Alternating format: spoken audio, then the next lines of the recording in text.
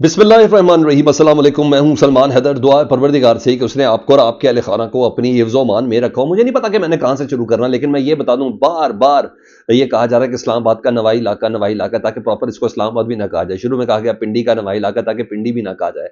बहरहाल आज 3 हमलावरों ने इस्लामाबाद की एक मस्जिद और इमाम बारगाह पर ऐन जुम्मे की नमाज के वक्त खुदकुश हमला किया। पहले फायरिंग की और फिर तसल्ली से जब लोगों को मारा तो उसके बाद उन्होंने धमाके के मवाद से अपने आप को उड़ा दिया। मुख्तलिफ इतलात हैं, गैर मुसद्दक़ इतलात तो 82-85 के करीब बताई जा रही है, और कहा जा रहा है डेथ टोल इससे भी ज़्यादा होगा। जुम्मे का दिन था, दूसरी रकत के दौरान यह हुआ है ऐनी शाहिदीन के मुताबिक कि 3 इसके अंदर हमलावर शामिल थे। सबसे पहले उन्होंने बाहर सिक्योरिटी गार्ड को निशाना बनाया, उसके बाद अंदर दाखिल हुए। अंदर दाखिल होने के बाद आखिरी सफ में, ये भी ख्वाजा आसिफ साहब ने इस इतलात को कन्फर्म किया, आखिरी सफ में इस बंदे ने सबसे पहले 2 ऑलरेडी अंदर मौजूद थे, इन्होंने पहले गोलियों से निशाना बनाया और फिर अपने आप को धमाका किस मवाद से उड़ाया। लेकिन अभी तो ये मैं आपको रिपोर्ट कर रहा हूँ, दूसरे हॉस्पिटल पे क्या है, खुदकुश हमलावर का भी पता चल गया, 3 घंटों में सब कुछ हो गया। ये कैसे मुमकिन हो जाता है यार? ये कैसे मुमकिन हो जाता है पाकिस्तान में कि जी हमारे सरकारी ज़राए कह रहे हैं, हमारे ख्वाजा आसिफ साहब वज़ीर दिफा कह रहे हैं कि जी खुदकुश हमलावर की शनाख्त भी होगी, और खुदकुश हमलावर इस्लामाबाद तक पहुंच गए, उस वक्त तक शनाख्त नहीं हुई थी। उस वक्त तक नहीं पता चला था कि इस्लामाबाद में कैसे पहुंच गया, पाकिस्तान के कैपिटल में कैसे पहुंच गया। बात बलूचिस्तान, बात खैबर पख्तूनख्वा, बात अब पंजाब में आ गई या इस्लामाबाद तक आ गई। ये बहुत बड़ा सवाल है। खैर, हम तमाम सवालों के जवाब जानते हैं, करते हैं जी। इस्लामाबाद की तर्राई इमाम बारगाह है जहाँ ये हुआ, और रावलपिंडी के मज़ाफ़ात शुरू में बताया गया कि मस्जिद में खुद कुछ धमाका हुआ। पुलिस ज़राए ने इसको कंफर्म किया, लेकिन फिर पता चला जी पुलिस ज़राए कहते हैं कि ये खारजी फितनतुल खवारिज हैं, और ये है वो तो एक टिपिकल हमने टर्म ज़रा दी भी है ना। और इस खुदकुश हमलावर को पुलिस ज़राए वाले कहते हैं कि सबसे पहले इनको हमने धमाके वाली जगह पर, गेट पर इनको रोका था, और इब्तदा में 12, फिर 14, फिर 30, फिर 31, और अब बात 68 के बाद अब बात कोई 85 और 90 तक पहुंच चुकी है जी। और कहा जा रहा है कि अभी इसकी तादाद में मजीद इजाफा होगा। और खैर, मजम्मतें अपनी जगह पर इस वक्त चल रही हैं, सब कुछ चल रही है, लेकिन हमारा ज़र्फ क्या है वो मैं आपको भी थोड़ी देर में बताता हूँ जी।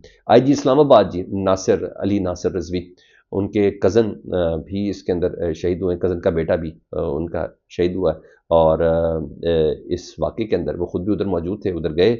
और बहरहाल हॉस्पिटल ऑफिशल्स ने तमाम हस्पतालों में, स्पेशली पिम्स में और पॉली क्लिनिक में, उन्होंने इसको एमरजेंसी नाफिज किया, खून की एहतियात की डिमांड की। अब से 2 मिनट पहले जब मेरी बात हुई है तो पता चला कि जी वहाँ खून की एहतियात, नफागे रखने की भी जगह नहीं है।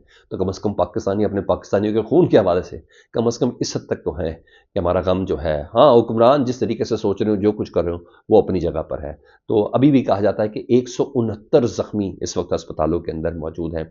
ये गैर मामूली चीज़ है ना, क्योंकि नवंबर 2025 में, जी हाँ, तकरीबन 3 माह पहले इस्लामाबाद की ज़िला कचहरी में भी ये धमाका हुआ था, और वहाँ खुदकुश धमाका हुआ था, और वहाँ उस वक्त 12 अफराद शहीद और 36 जख्मी हुए थे। और ठीक 3 महीने बाद ये दूसरा खुदकुश है, जिससे मुतल्लिक कहा जा रहा है कि तादाद शायद 100 से ऊपर जा सकती है। बहरहाल ये तमाम चीज़ें अपनी जगह पर, लेकिन ये पता चल गया कि बात बलूचिस्तान तक नहीं है, बात खैबर पख्तूनख्वा तक नहीं है, बात इस्लामाबाद पाकिस्तान के दारुल हुकूमत तक है। और बैरूनी दुश्मनों से तो खैर हम क्या निपटेंगे, हम अंदर वाले मामला जो हैं, स्लीपर सेल्स अंदर ही मौजूद हैं जहाँ ये सब चीज़ें अभी तक हैं। तो बहरहाल मुसलसल ये इस वक्त इजाफा है जी।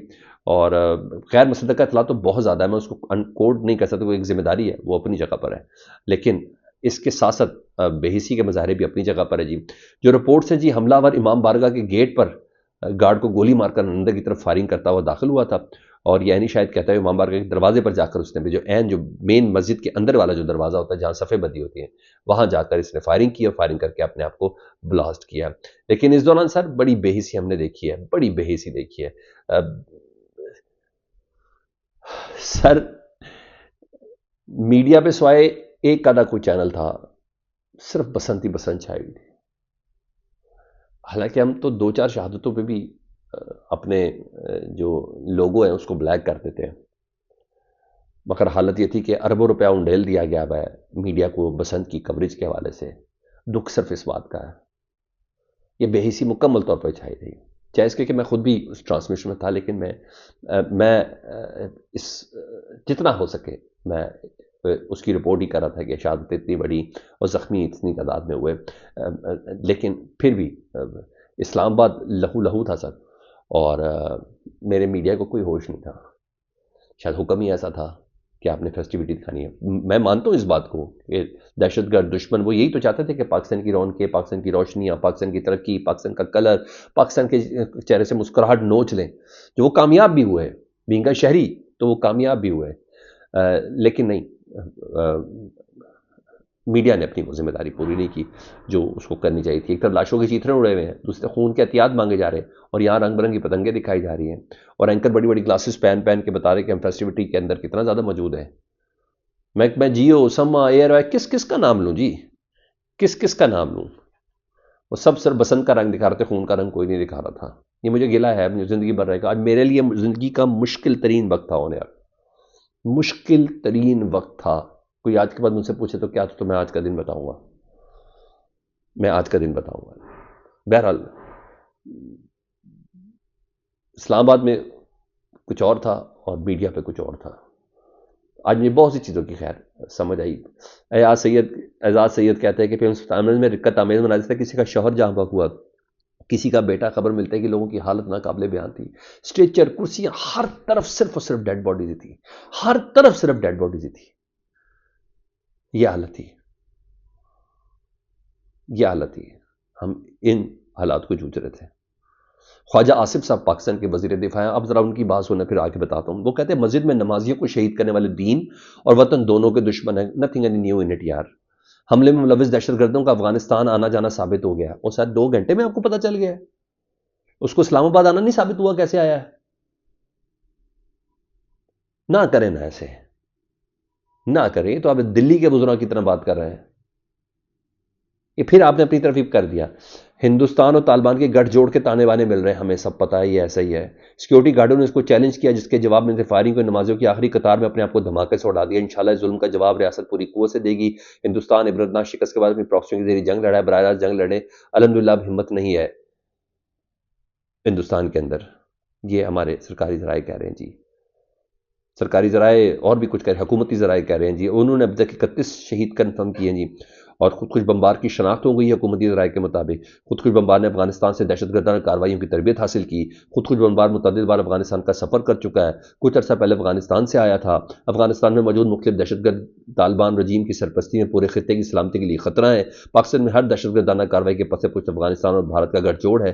یہ حکومتی ذرائع بتا رہے ہیں. پوری قوم اس مذموم و بزدلانہ کارروائیوں کے سامنے سیسا پلائی دیوار کی طرح کھڑی ہے. حکومتی ذرائع مساجد اور معصوم شہریوں پر اس طرح کا بزدلانہ حملے پاکستانی قوم کے عزم کو متزلزل نہیں کر سکتے. ہو بھائی جان خدا کا واسطہ ہے یار. یہ سب ادھر تک پہنچ گئے، آپ کو پتہ نہیں. ادھر پہنچنے کے بعد آپ کو پتہ چل کہ اس نے افغانستان کتنی بار ٹریول کیا ہے، کتنی بار نہیں کیا.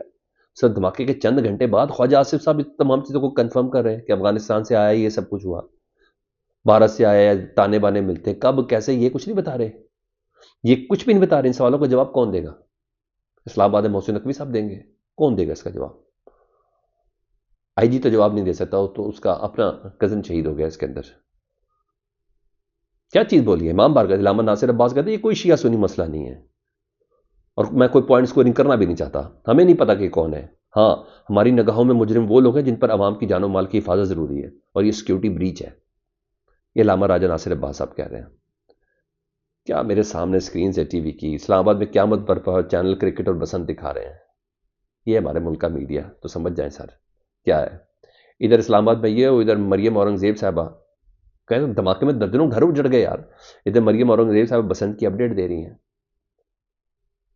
مجھے نہیں سمجھ ہم کیا کر رہے ہیں، مجھے نہیں سمجھ. طارق رفیع صاحب نے کہا کہ حکومت کو بسنت کی تقریبات منسوخ ہیں. سرکاری تصویبات تو منسوخ کر دو، سادگی کر دو اسکرین پہ یار، سادگی کر دو. میرے پیسے ہیں نا یار، میں کہتا ہوں سادگی کر دو یار، ضائع ہونے دو. چینل کو جو پیسے دیے بس ٹھیک ہے، دے دو ان کو.